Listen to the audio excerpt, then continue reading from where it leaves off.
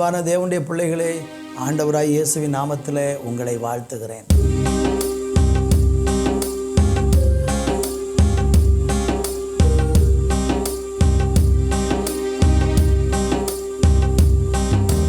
தாய் உன்னை மறந்தாரோ, தந்தை உன்னை வெறுத்தாரோ, உலகம் உன்னை தள்ளியதோ, உன்னை தள்ளாத நேசருண்டு. தாய் உன்னை மறந்தாரோ,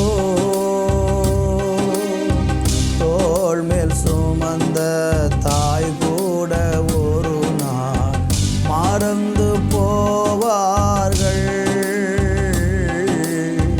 தோள் மேல் சுமந்த தாய் கூட ஒரு நாள் மறந்து போவார்கள்.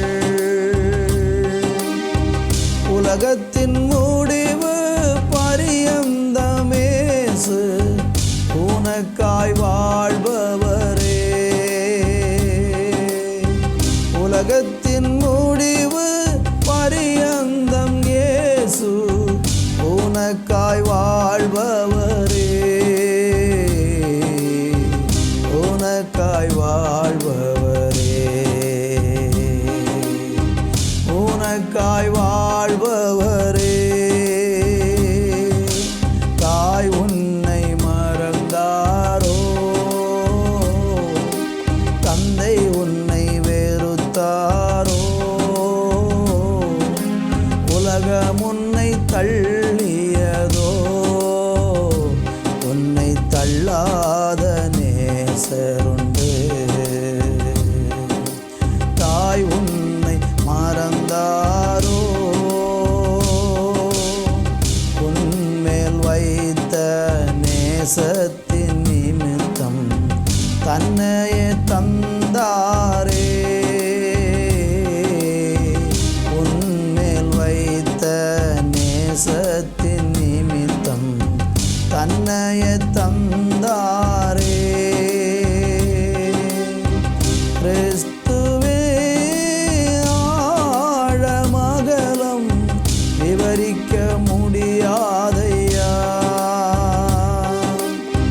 கிறிஸ்துவின் அன்பின் ஆழமகலம் விவரிக்க முடியாதையா.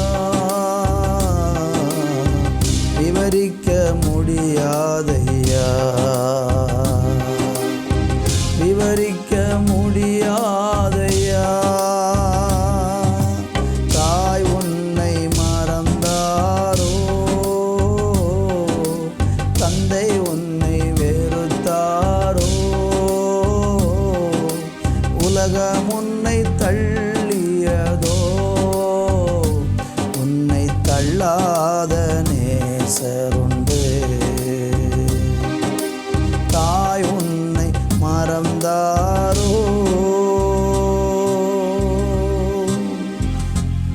எங்கள் தாய் எங்களை மறந்தாலும், தகப்பன் எங்களை மறந்தாலும், உலகம் எங்களை கைவிட்டாலும், எங்களை கைவிடாத நேசராக எங்கள் கூட ஒவ்வொரு நாளும் இருந்து அருமையாக எங்களை நேசித்து நடத்துகிற உம்முடைய மாறாத அன்புக்காக நன்றி. இந்த நேரத்தில் யாராகிலும் என்னை எல்லாரும் வெறுத்து விட்டார்கள், எல்லாரும் என்னை அற்பமாய் தள்ளிவிட்டார்கள் என்று எண்ணி கலங்கி இருக்கிறார்களோ அவர்களை நீர் ஆறுதல் படுத்துவீராக. அருமையான தேவனுடைய பிள்ளைகளே, இந்த நாளில் ஏசாயா தீர்க்க தரிசன புஸ்தகம் 49வது அதிகாரம் 15வது வசனத்தை படிக்கிறேன். ஸ்திரீயானவள் தன் கற்பத்தின் பிள்ளைக்கு இறங்காமல் தன் பாலகனை மறப்பாளோ? அவர்கள் மறந்தாலும் நான் உன்னை மறப்பதில்லை.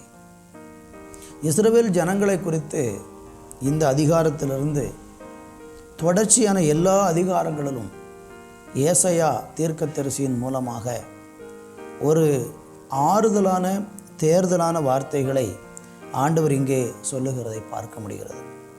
என்ன சொல்லுகிறார்? ஒரு ஸ்திரீ தன் கற்பத்தின் பிள்ளைக்கு இறங்காமல் தன் பாலகனை மறப்பாளோ என்கிற ஒரு கேள்வியை தேவன் முன்வைத்து அதற்கு பதிலாக சொல்கிறாரு, ஒருவேளை அப்படி அவர்கள் மறந்தாலும் நான் உன்னை மறப்பதில்லை என்று சொல்லுகிறதை பார்க்கிறோம்.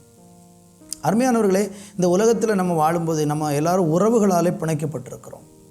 நம்மளை சுற்றிலும் எல்லா விதமான உறவுகள் இருக்கிறது. பெற்றோர் பிள்ளைகள் என்கிற உறவு, கணவன் மனைவி என்கிற உறவு, உடன் பிறந்த சகோதரர்கள் சகோதரிகள் என்கிற உறவு. நம்முடைய வாழ்க்கையில் ரொம்ப நெருக்கமான பல உறவுகள் நம்ம எல்லாருக்கும் உண்டு.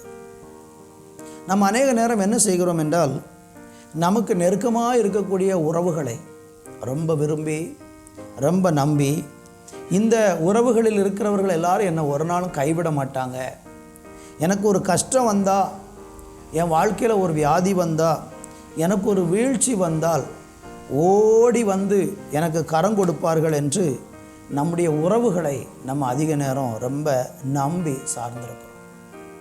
நீங்கள் கூட உங்கள் உறவுகளின் மேலே ரொம்ப நம்பிக்கை வச்சுருக்கலாம். ஆனால் பைபிள் என்ன சொல்லுது தெரியுமா?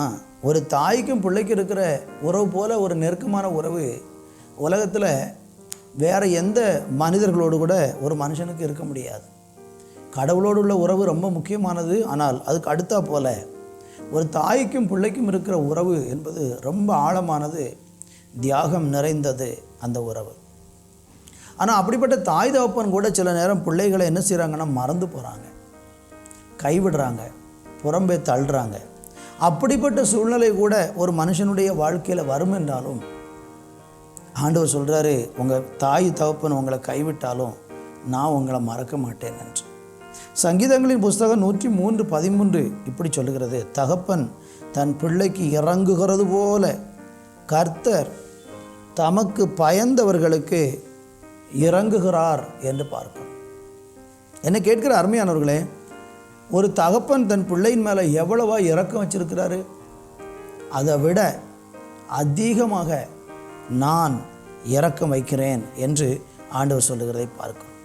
உங்கள் வாழ்க்கையில் கூட நீங்கள் அநேக நேரங்களில் உறவுகளுக்காக ரொம்ப விரும்புகிறவர்களும் உறவுகளுக்காக ரொம்ப முக்கியத்துவம் கொடுக்கிறவர்களாக இருக்கலாம். ஆனால் நீங்கள் கொடுத்த முக்கியத்துவமான அந்த உறவுகள் அநேக நேரம் உங்களை புறம்பே தள்ளி விடலாம். ஆனால் ஆண்டவர் சொல்கிறாரு, அப்படிப்பட்ட உறவுகள் உங்களை அற்பமாக எண்ணினாலும் நான் உங்களை மறப்பதில்லை.